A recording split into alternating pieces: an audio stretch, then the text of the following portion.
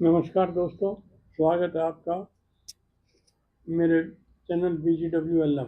मैं बलराज भड़क। आज आपको बहुत ही गंभीर विषय पर एक ये कैसेट डाल रहा हूँ। जैसा कि ये सब लोगों को विदित है, ये नीट की परीक्षा चल रही है। 24 लाख बच्चों के भविष्य का सवाल है।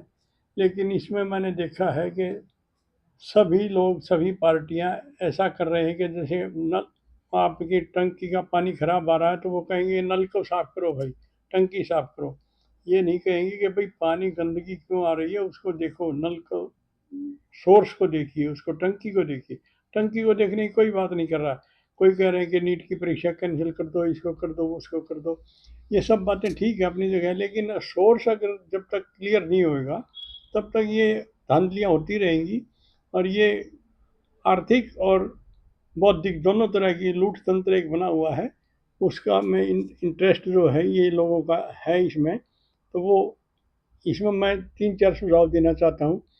एक तो अपने युवाओं को भी बोलना चाहता हूँ कि जो भी सुप्रीम कोर्ट में केस चला हुआ है उसमें 3 चीज़ें कम से कम ज़रूर उठवानी चाहिए। पहली बात कि प्राइवेट कॉलेजेस में जितने भी एडमिशन होते हैं उसकी लास्ट मेरिट, गवर्नमेंट कॉलेज की लास्ट मेरिट मान लीजिए, सपोज करो 500 है, तो उससे 4% कम, केवल 480 नंबर वाला ही बच्चे एलिजिबल हों प्राइवेट कॉलेज में एडमिशन लेने के लिए। उससे ज़्यादा किसी भी हालत में, उससे कम किसी भी हालत में नहीं लिए जाएं। नंबर 2, अगर ये धांधली के सबूत मिलते हैं तो सबसे पहले उनके पेरेंट्स, बच्चों के ऊपर केस नहीं किया जाए, पेरेंट्स के ऊपर केस किया जाए, ताकि जो है वो ये सिस्टम को जो ख़राब कर रहे हैं, हम अपने आप को बुद्धिजीवी बोलते हैं, और जो 30 लाख, 35 लाख, 50 लाख रुपए देगा, वो आर्थिक लूट भी कर रहा है और बौद्धिक लूट भी कर रहा है। वो क्या तो समाज को देगा और क्या अपने बच्चों का और दूसरे बच्चों का भविष्य मार के अपने बच्चों का भविष्य जो कर रहा है, वो एक निहायत ही स्वार्थी आदमी है। उस आदमी को जो है बिल्कुल सज़ा मिलनी चाहिए और समाज में भी बहिष्कृत होने चाहिए। तीसरी चीज़, इसका सोर्स जो है ये गवर्नमेंट कॉलेज, गवर्नमेंट एजेंसी से ही करना चाहिए, और दूसरी एजेंसीज को जो दे देते हैं, लूट तंत्र मचा हुआ है, ये बिल्कुल भी इसका नहीं होना चाहिए। तीसरी तीसरी और अहम बात यह है कि जितने भी बच्चे बैठते हैं, जितने बच्चे एग्ज़ाम देते हैं, उनको पहले से ही मालूम होना चाहिए सेंटर, और सेंटर भी जो है, जैसे आप सुनने में आया कि कहीं दूसरे प्रदेशों में सेंटर दे रहे हैं।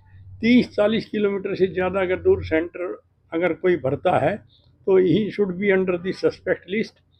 और सेकेंडली, उसको किसी भी हालत में 30-40 किलोमीटर से ज़्यादा का देना नहीं चाहिए किसी भी बच्चे को। और सस्पेक्ट लिस्ट में आने वाले बच्चों का एक स्पेशल वो कंसिडरेशन करना चाहिए कि भाई ये क्यों दे रहे हैं, दूसरी जगह क्यों दे रहे हैं।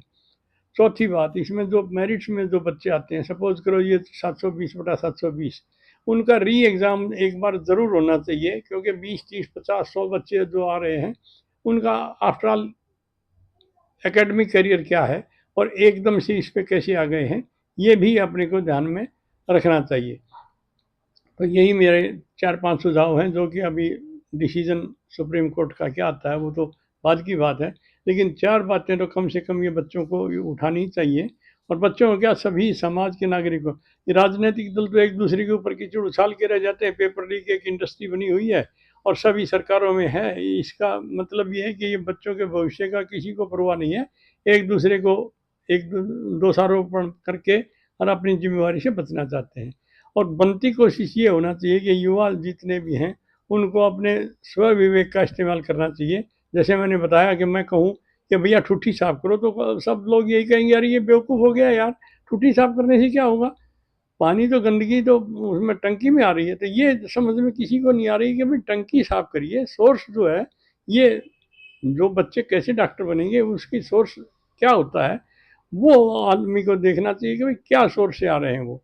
अगर वो बैड सोर्स से आ रहे हैं, पैसा दे के आ रहे हैं, तो वो देश का क्या करेंगे और क्या वो बच्चों को जाएगा। और जो योग्य बच्चे हैं उनका भविष्य के साथ ये भी खिलवाड़ कर रहे हैं, ऐसा हमको नहीं होने देना चाहिए। और इस बात पे ज़रूर गौर करें। और ये नए बच्चे जो, खास करके अगर कोई नीट का बच्चा हो और वो इसको, मेरे कैसेट को ये देख रहा हो, तो ये शेयर और सब्सक्राइब ज़रूर करें, लाइक ज़रूर करें अगर आपको पसंद आए तो। और ये 3 पॉइंट अगर गौर करें, और किसी ने अगर केस भी लगाया हो तो इस तरह की पॉइंट अगर रिलीफ में अगर मांगे सुप्रीम कोर्ट से, या और जितने भी अदालतें हैं उसमें मांगे, तो ये मेरे ख्याल से ये एक अच्छा स्टेप रहेगा।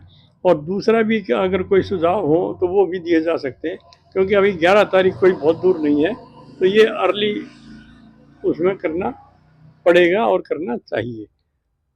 अगर ये कैसेट आपको पसंद आया हो तो चैनल को लाइक और सब्सक्राइब ज़रूर करें। धन्यवाद।